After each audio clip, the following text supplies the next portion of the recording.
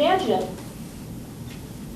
if there was help for rheumatoid arthritis, obsessive compulsive disorder, multiple sclerosis, fibromyalgia, hypertension, food allergies, eating disorders, seizures, bipolar disorder, asthma, obesity, migraines.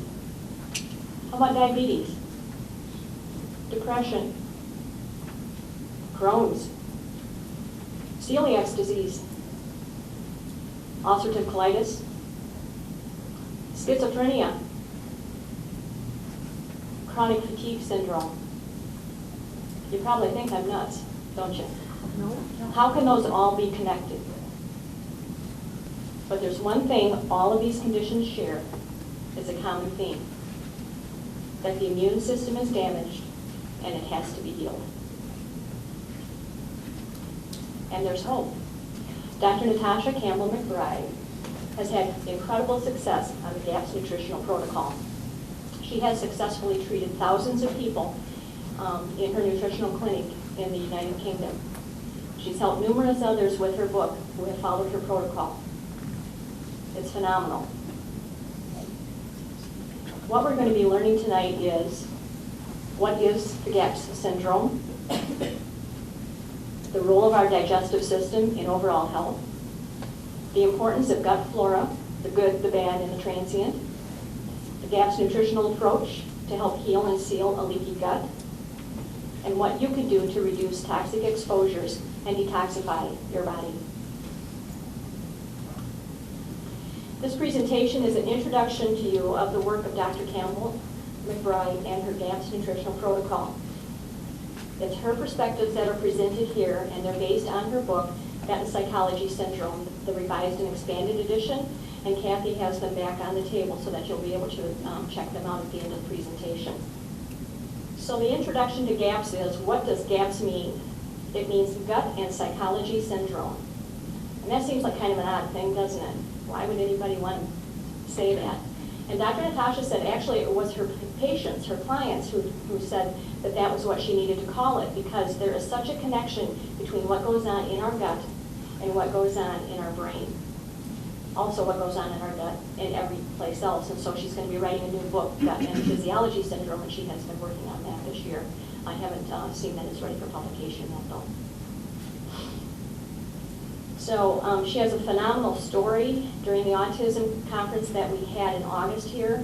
I shared that story with everybody, and it is incredible that her son was diagnosed at the age of 3 with autism, and between applied behavioral analysis therapy and her going back to school, she is a neurologist by trade.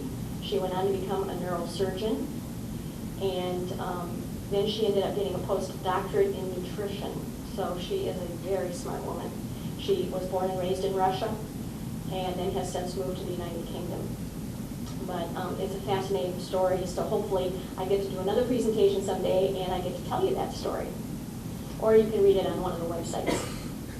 So anyway, she developed a nutritional protocol after she went back to school and got her postdoctorate in nutrition. And she based it on a specific carbohydrate diet that had been well known to be effective for people that had celiac disease.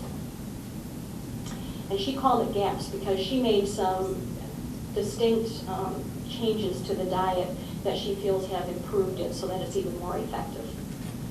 And she discovered as she was applying this that she thought she was treating her son's autism.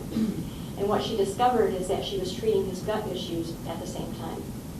And that those actually cleared up before the autism really settled down. Her son is now in his early 20s, and he has absolutely no signs and symptoms of being autistic. And at the time he was diagnosed, as she says, he had no language. He was not able to talk. And that was at the age of 3. So it's very phenomenal. It took them about 10 years for him to become clear of the symptoms with intensive training and with that nutritional protocol. But he is able to attend regular school. He writes music, he writes poems, he's a phenomenal physician, musician. He's just an amazing young man.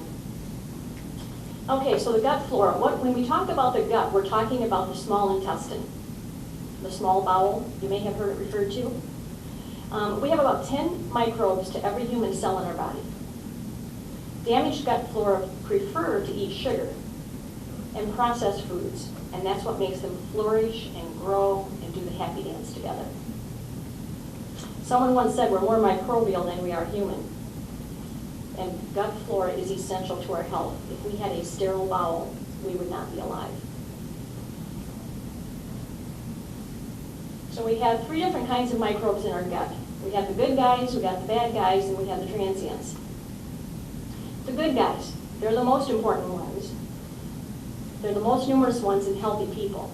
They're what we call the friendly ones. And then there's the opportunistic ones. They're the bad guys. Now, we all have them in our gut. It's just that we normally have them in a fairly small percentage compared to the good guys. So when they get out of control, they're like, if you've ever seen, Animal House or any of those things, when one guy starts acting up, the rest of them go bananas. Well, that's pretty much what you're getting. And then there's the transitional ones. I call them the transients. They're the ones that you take in with your food and your drink. They can cause disease, but they usually will pass through without harming you if you have the right balance of beneficial microbes in your gut. So you've probably heard of people who have had C. difficile, or maybe Candida, or how about Listeria?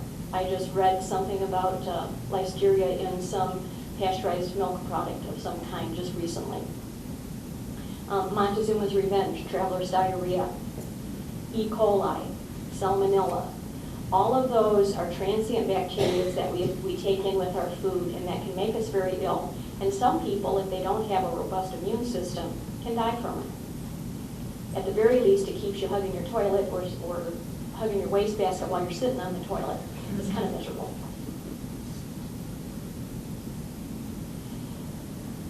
So you have beneficial, essential gut flora. They're on the job.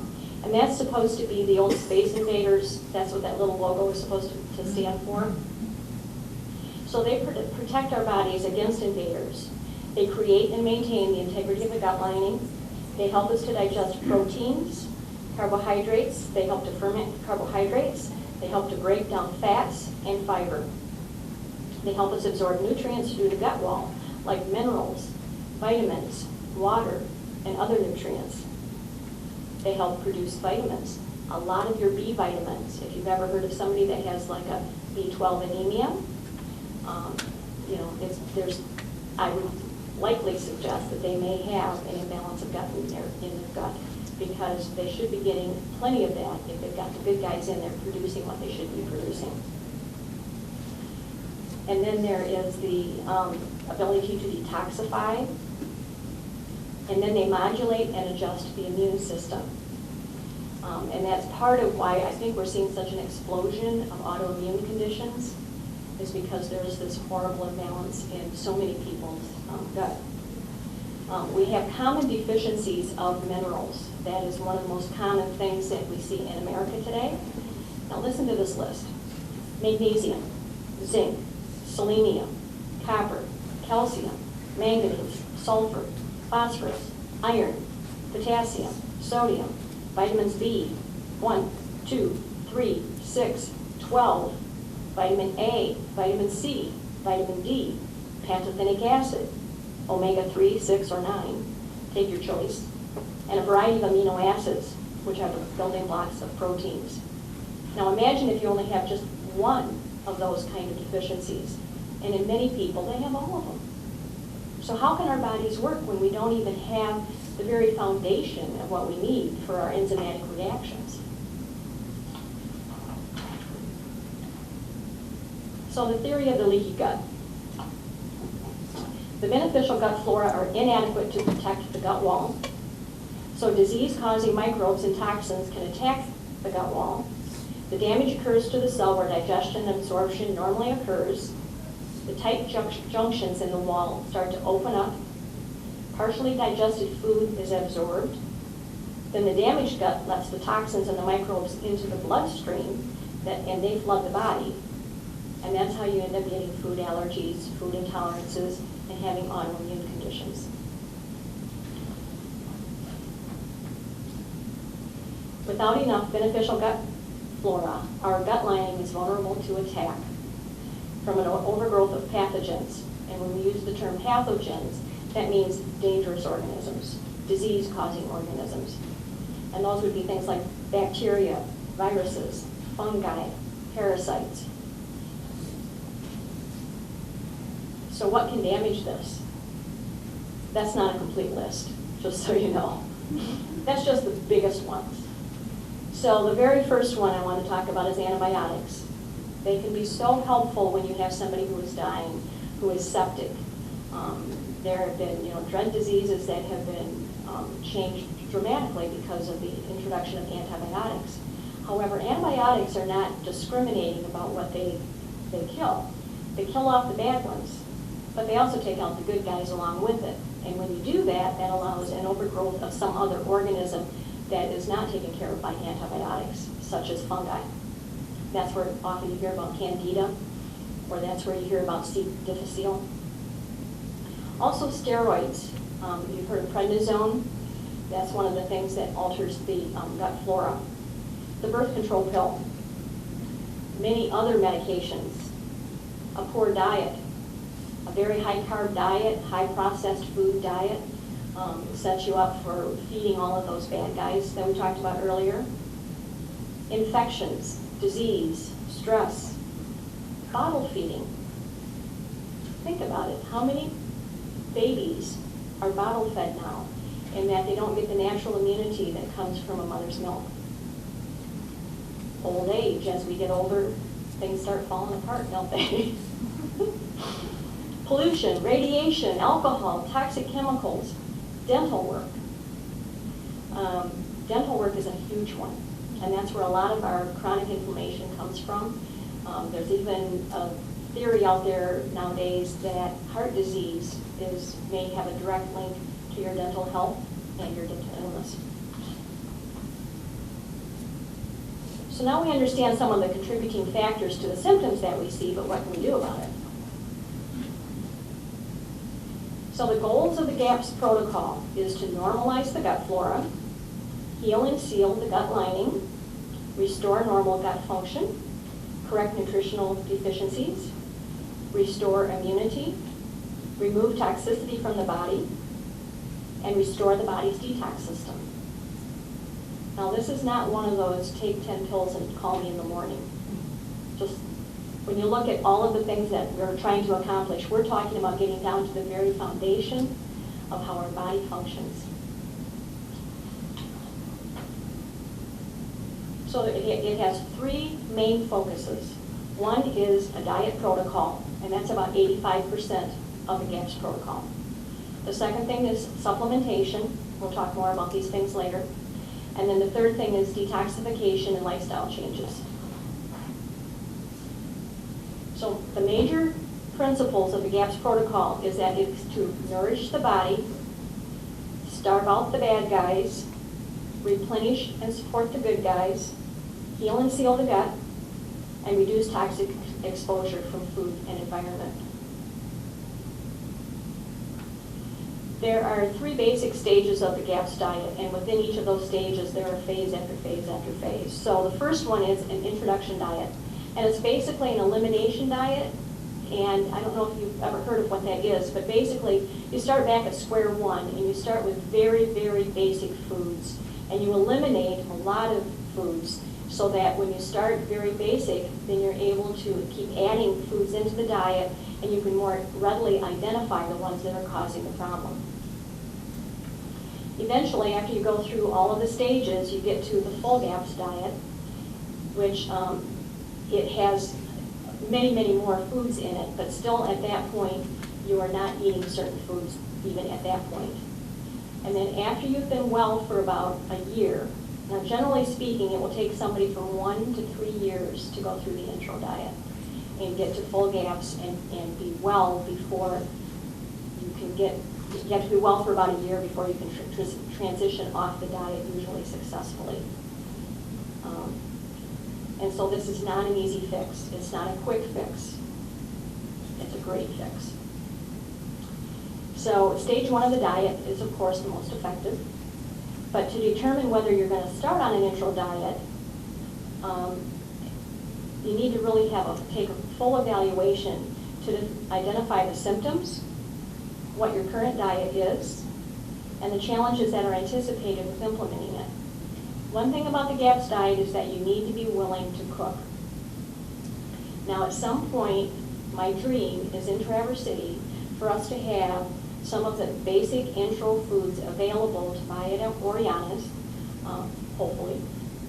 And I'd like to find a way that, so if any of you are cooks or chefs out there and you have a burning desire, let me know. We'll start working on it. I'll talk to Sandy. I bet she's got some great ideas.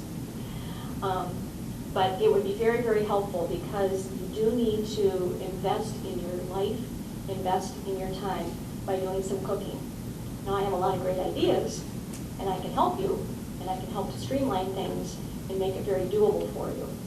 This diet is very doable. I can tell you that from my own experience. When we started in October last year, my husband and I had some kind of nagging health issues. I had some hypertension, some things like that, but I was functioning fine. I was working full time. Everything was good. And then we started on the diet, and I went through a die-off phase for about 3 weeks, and came through that, and all of a sudden noticed that my pants were fitting kind of loose. And I thought, that's odd, because I was still eating massive amounts of food. I mean, I have a hearty appetite.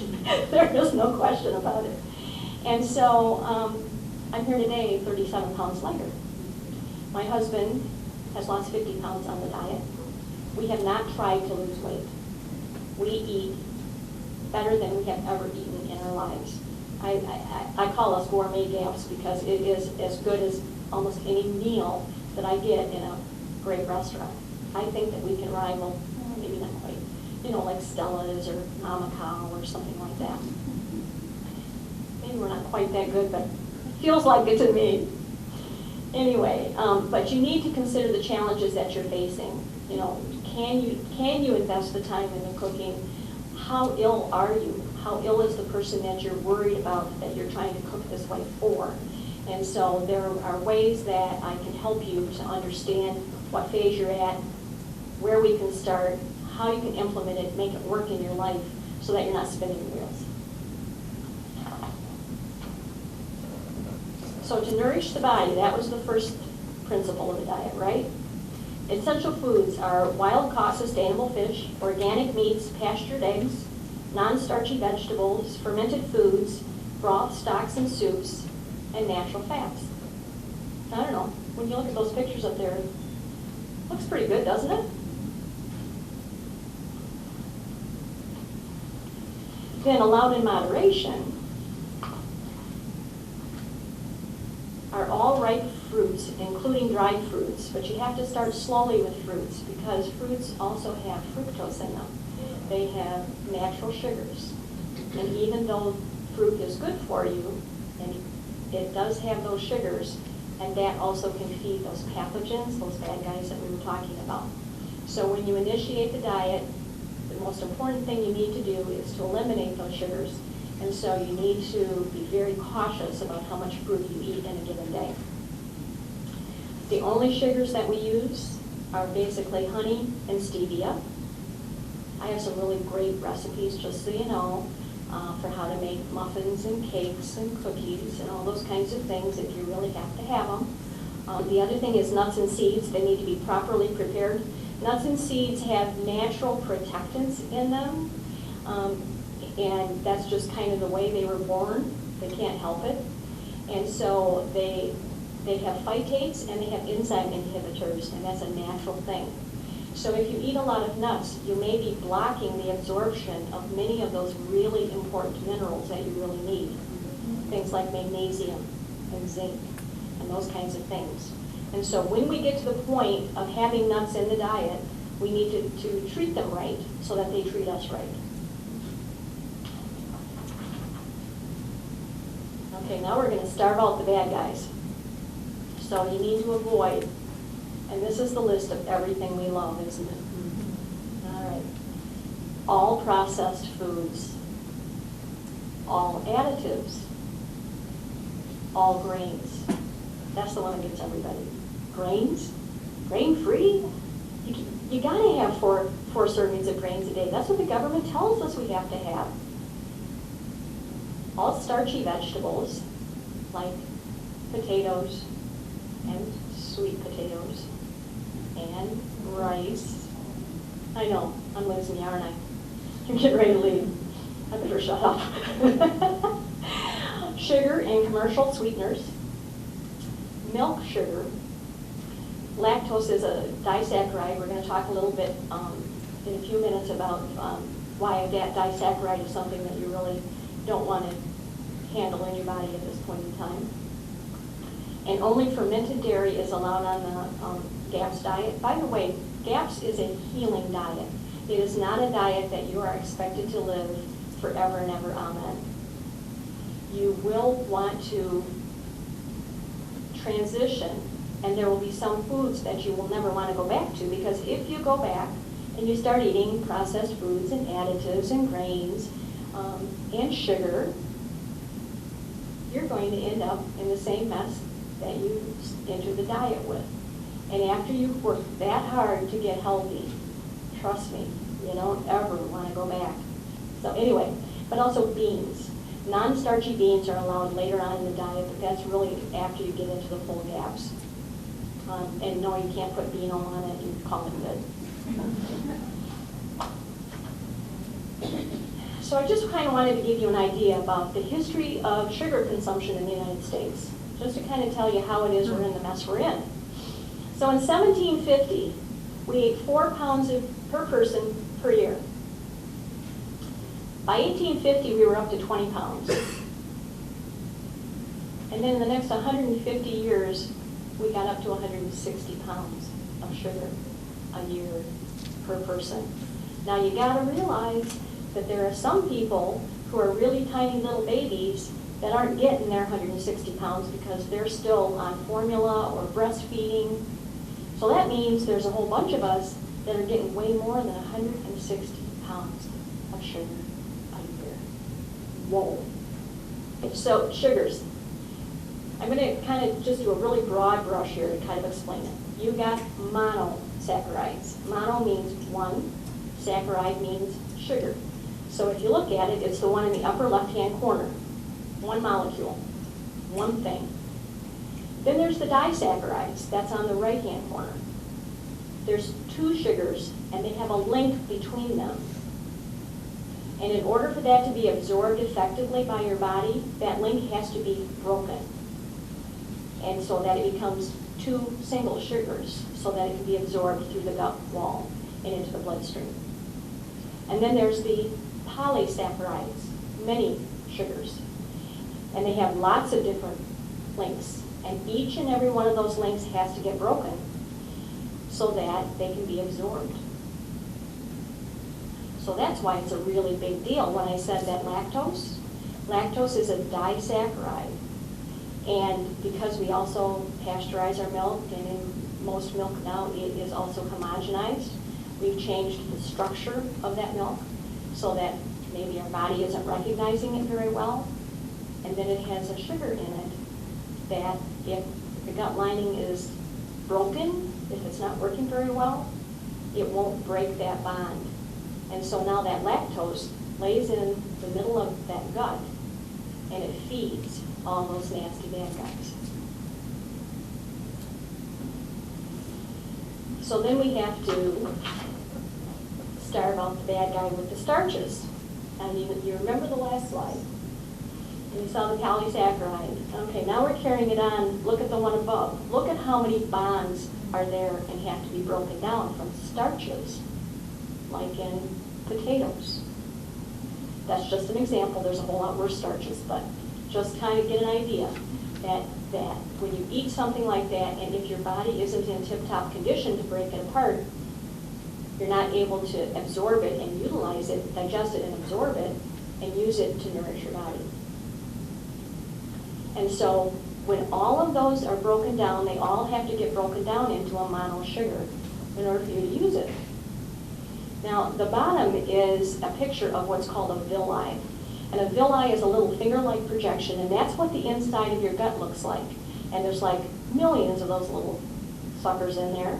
And then around the rim of it is that kind of lavender color, pinkish color, and those are like the little microvilli. And it's really at the microvilli where they're little hairs, and they break down, they have enzymes on them, and that's what actually breaks down everything down into its most basic molecule, and then it gets absorbed so that it goes in to the blood supply, which is the red in the finger-like projection there. So that's just kind of trying to give you a little visual idea of what's going on inside of there. I think it's important for you to understand why you would want to do, why would you want to do something so dramatic as to go on a GAPS diet and give up grains? So the GAPS protocol is naturally, it is structured to be low to moderate carbohydrate, because we talked about carbohydrate are sugars and starches. So we saw where that problem came from. It is rich in proteins, and we all need proteins for healing, and you are going to be in a massive healing mode as you go on this diet, in healing all of those wonderful millions of little finger-like projections in your gut.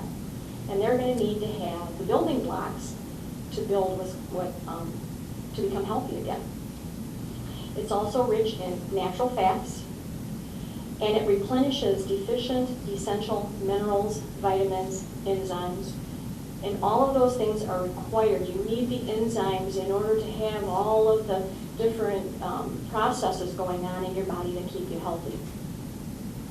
And minerals are really basic, and unfortunately now, our land has gotten so depleted from all of the things that we have done to our land that it's not very mineral rich. So not only are our fruits and vegetables not as mineral rich as they used to be, but neither are the animals that eat it.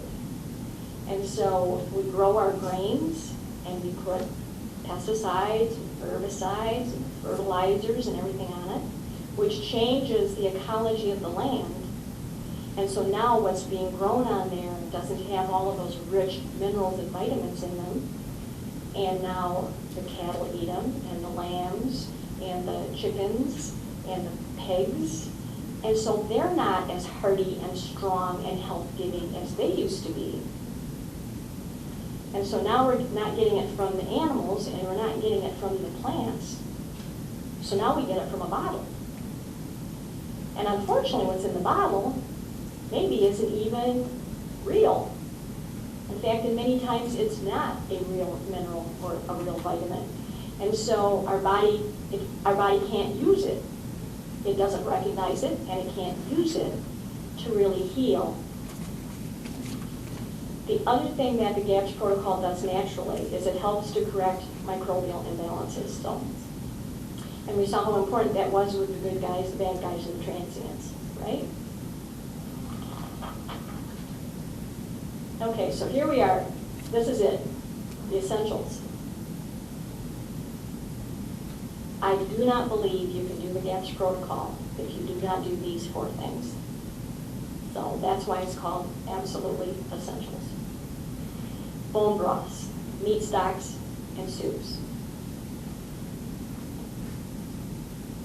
If you're a vegetarian, the one thing I would ask you to consider is for a period of time, if you need to heal, to at least do bone broths, meat stocks, and soups.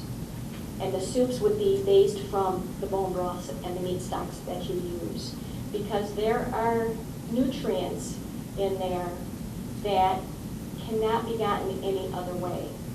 And Dr. Natasha is really convinced of that. She has tried doing it with vegetarians in a vegetarian way and has not been able to make it work. The only way that she's successful with it. So if you're vegetarian and absolutely committed to maintaining that lifestyle, we don't hate you. Absolutely not. But then you need to find another protocol that might be useful for that. And I can't speak to that because this is my focus and I believe in it wholeheartedly from what I've seen. The other thing is natural fats, and those are not highly processed. So you've always heard how good canola oil is for you. That is not on the diet. What kind of fat is on the diet? Who knows? Butter, Lard. Lard. Tallow. Tallow, that's from beef. What? Coconut oil. Coconut oil. Palm oil. Olive oil. And that's expeller pressed. That's not, you know, been done under high heat or anything. It needs to be cold pressed, expeller pressed olive oil. Chicken fat. Chicken fat. Thank you, Kira. What was that? Not really. Most of the safflower, sunflower, those are considered omega-6s. So there's omega-6s and there's omega-3s. And what the diet tries to do is to get the right balance, because the fats, the idea behind it is to be using the animal fats and the coconut oil and the olive oil. Chicken fat is also another one. Duck fat, by the way, is fabulous. Ghee. Ghee. Yep, we didn't mention ghee. Butter. And butter, yeah.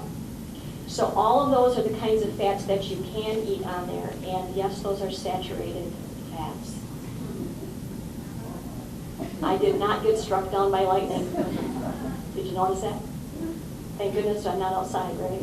Yeah. You have to vary them a lot if you stay with the It's best if you can vary them, because they all have different profiles. They all have different balances of saturated fats, unsaturated fats, polyunsaturated fats, and all of that kind of good stuff. And so you want to try to get as wide of a profile as you can, because I don't think you know, I don't know exactly what kind of fat is going to do my body the best good this minute of this day. So you want to have a variety of them so that you can be nourishing your gut and giving it all of the different nutrients, because they have different minerals in them. They have different level of omega-3 versus omega-6. Omega-6, it's becoming known now, has more of an inflammatory effect on the body. So if you have things like arthritis, those kinds of things, you do not need that inflammation. If you have an autoimmune disease, you have inflammation, and you're trying to tamp that down. So now we get down to my passion right now, which is fermented fluids, foods, and probiotic supplements. The probiotic supplements I'm okay with, and they've got bottles of them and boxes of them back there, and Dr. Natasha feels they're necessary, especially at the beginning, until you can get into the fermented foods and until you can get a certain amount of that imbalance corrected. But cultured foods are one of the powerhouses of good health. And I'm going to talk more about that later, and you're going to get tired of hearing about it. I'll even put my apron on if you ask me real nice. The other piece of it is organic meats, vegetables, fruits, and pastured eggs. Those eggs are going to have the most nutrition in them. And of course, there's other kind that you can get and Oriana's carries a nice array, Nature's Acres eggs and all of those. But try to get the best quality eggs that you can, ones that really are out in the sunlight, that don't just see the sunlight through the window, if they're lucky. So, that vitamin D from the sun, it's good for all of us in a lot of ways, and it is truly an antioxidant. So that's why we like the idea of pastured eggs that get out there and get their sunshine. And organic meats, vegetables, and fruits, obviously then we're not getting as many chemicals. So then you want to replace the good guys very, very, very carefully. If you are one of those people who has had a high-carb diet, like maybe I did, I was 12 when I started drinking Pepsi, and by the time I was 18, I was drinking a liter of Pepsi a day. And eating a bag of chips, and I'm a cookie monster, so I was having cookies. And I was in college, and you know what college students do? I did. And so it's no wonder that I had multiple vaginal infections, that I had a lot of fatigue, that I got sick a lot. So when I started this diet, I told you before I went through some die-off. Die-off happens when you have a very bad imbalance in your gut, and the bad guys are winning, and maybe they've won, and maybe you have one or two good guys left. Okay, so now imagine this. So now I start taking a probiotic, And I stopped eating all of that processed food. The chips, the nacho chips, the cookies, all of that great stuff, the pop, the soda pop. And the bad guys didn't like that because I was starving them. And so they went into dying mode. And when they died, I think they were in there just, I have visions of them exploding and all of those toxins just flooding my body. So I was very tired. My joints were very achy. I had a dull headache. Did I say I was very, very tired? I did not get a rash. I did have some GI distress. I had a lot of bloating, a lot of stooling. I guess I can say that in polite company, can I? And that went on for about 3 weeks. As I was, building up the probiotics that I was taking, I started with 1, I added 2, got up to 2 and 3 and 4. Continued going through that whole journey. And at the end of 3 weeks, I stepped on the scales and discovered I'd lost 10 pounds. So, okay, I can put up with that to lose the 10 pounds. I'm okay with that now. At the time, I wasn't too sure about it because I didn't think I was ill. I thought I was a pretty healthy gal. I found out how I wasn't. Anyway, so the cautionary tale is, if you've never had kombucha, number 1, read on the back of it. This is 2 servings per container. So if you want to get this and slug it down, and you have been the cookie monster in your life, and you have been packing away 1 liter or 2 liters of pop a day, and I don't care if it's sugar-free or regular, it's just nasty for you. If you chug this down, I have a feeling you want to stay really close to your bathroom. You probably do not want to be in polite company because there may be gaseous emissions that you don't even want to think about. So just a word to the wise, be careful. So you add fermented juices, you add fermented vegetables, and this is in kind of a sequence. I don't recommend that you start at the bottom of the list and go up. This is in order of priority, okay? So you add the fermented vegetables, and then you add fermented fruits, because even though they're fermented, they still have a little bit of residual sugar in them. Then you add the fermented dairy, because dairy is one of the harder things for our bodies to digest. And then you add the fermented grains. And that's the day I'm looking forward to, because I'm going to go for that sourdough bread, because I love a good loaf of bread. And I do miss that oven yap style, I got to tell you. So ketosis is a common event when your diet suddenly changes from high carb to lower carb.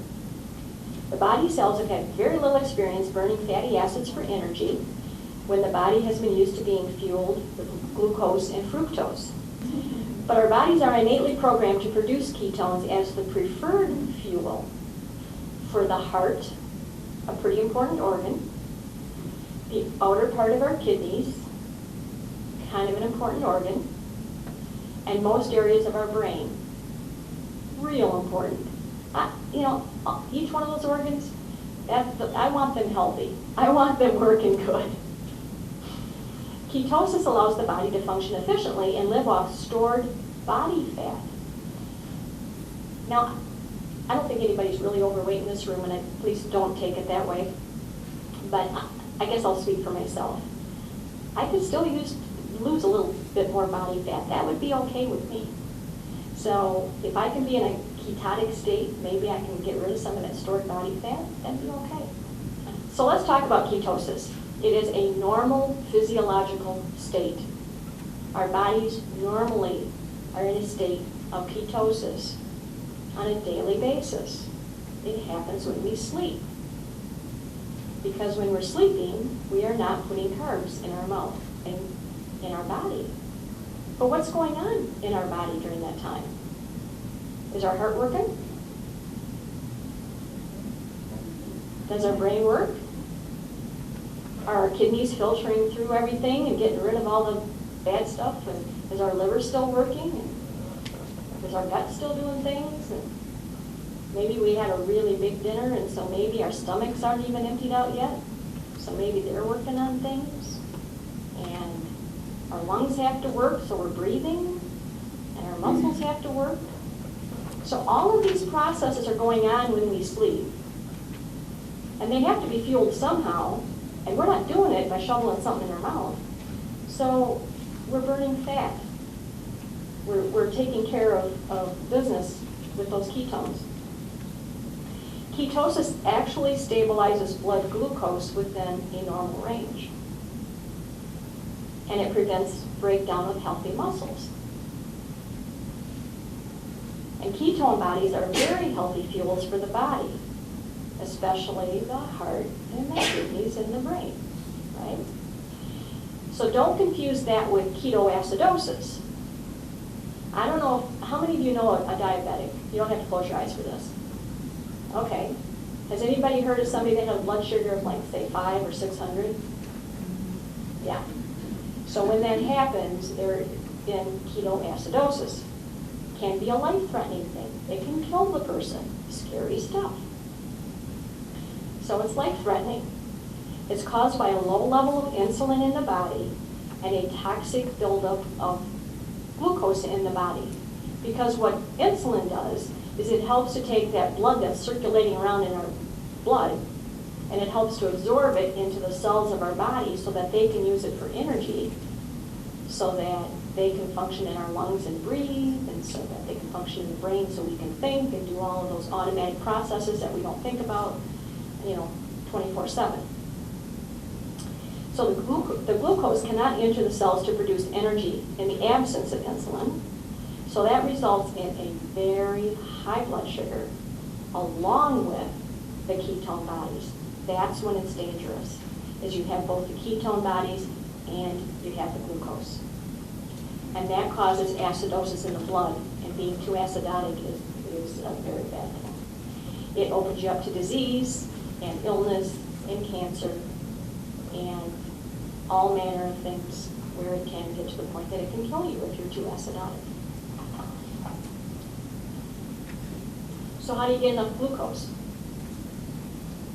Well, did you know that dietary carbohydrates are not absolutely required for the body to function? The body can actually make glucose it needs from protein and fats in the diet. The body learns to utilize the fatty acids for energy more efficiently after a few weeks of eating a lower carb diet. And the body becomes more efficient at burning fat to create the glucose that it needs. I always love hearing about that fat burner thing. I don't know. If you've ever spent any time overweight in your life, the idea of having something in there fat burning, doesn't that just sound great? I love it.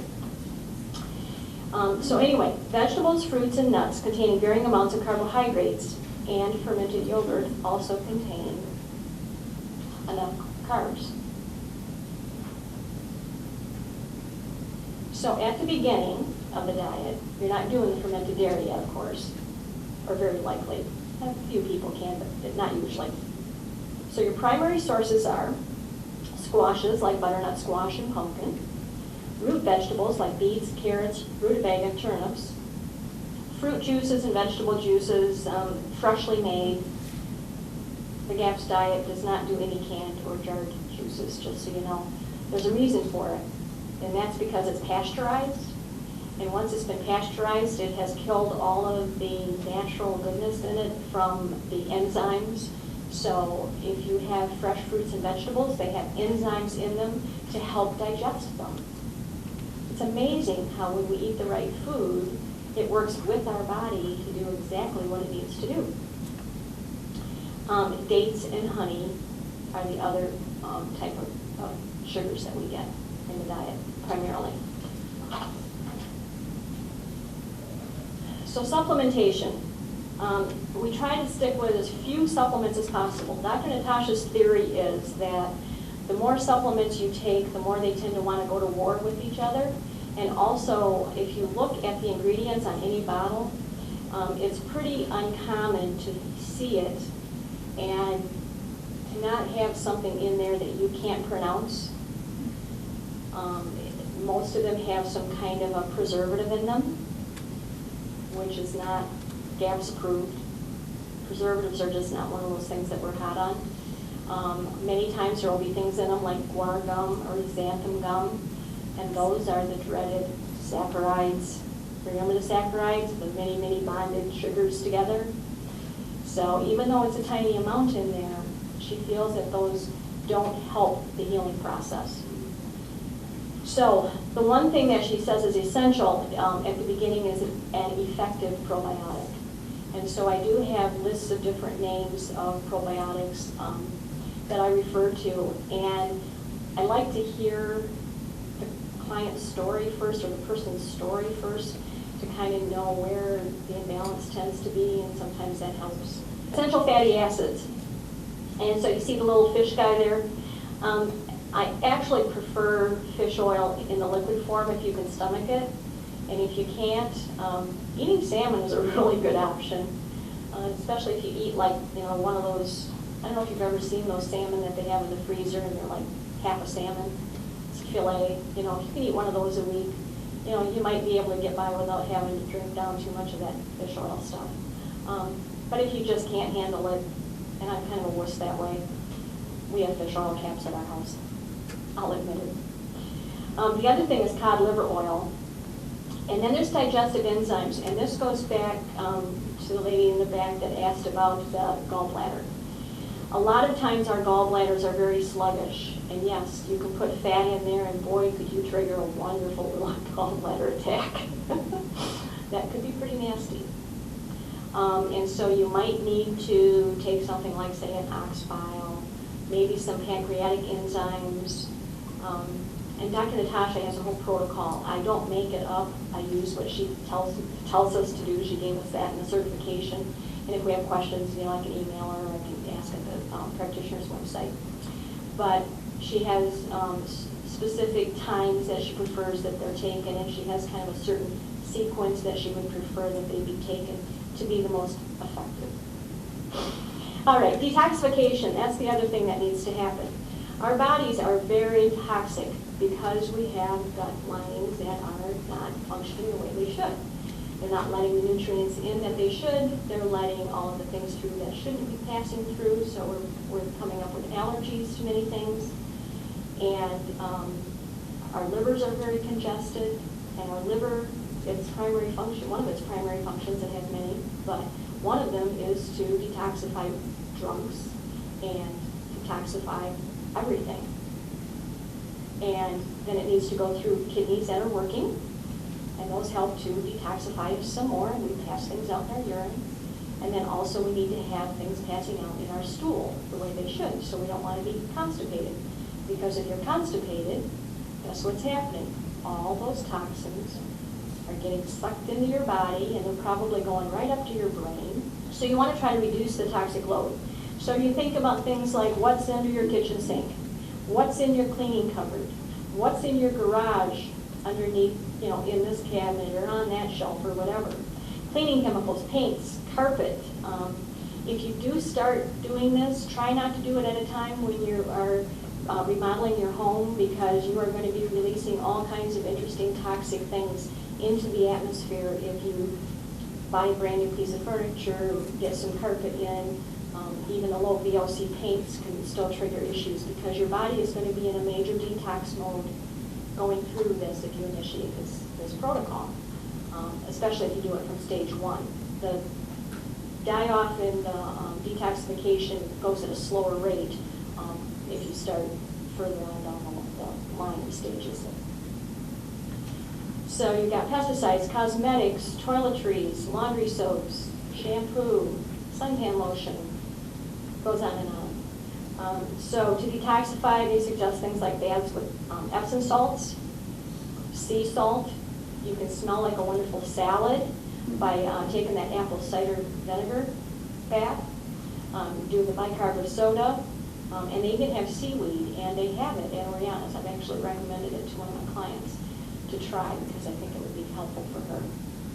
And then also fresh juicing can really help to move those toxins out of the body. Saunas and then sunshine. I can tell.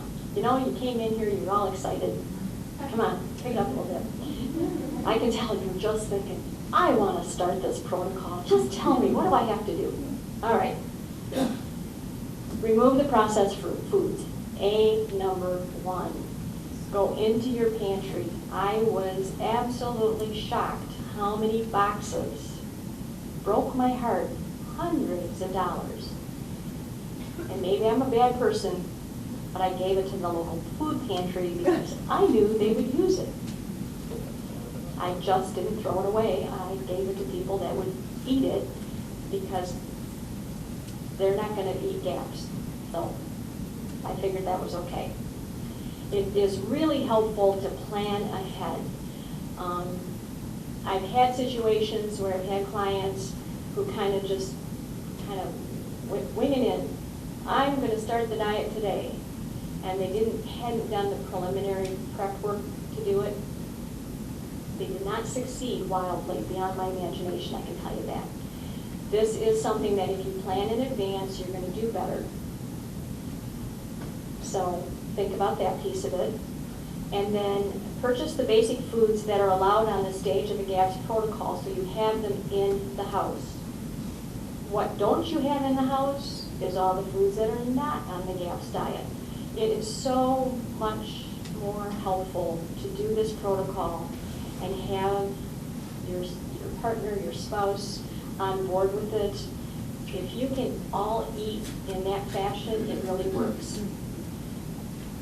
So the other thing you need to do is learn how to make a good bone broth. And bone broth is a foundational piece you can make. You can drink it. I drink it like tea. And I know initially I thought, oh, there's no way I can do that. And I tried it, and it's good. And you can saute with it, you can cook with it, you can braise with it, and you can make fabulous soups that are just, I mean, the array of foods you can have in those soups is just fabulous. So, and so I would suggest that you work up and get, several quarts of this stuff in your freezer so that you are ready to go, because it is amazing. You will be drinking 3 to 4 cups of bone broth a day.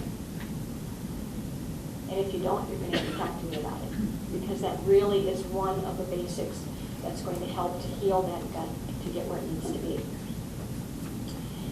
And then you need to either buy or make fermented foods, and Oriana's has just got a new supplier in, I heard recently, and they have a nice array in their cooler. But you can also make your own cultured foods, and it's way easier than canning.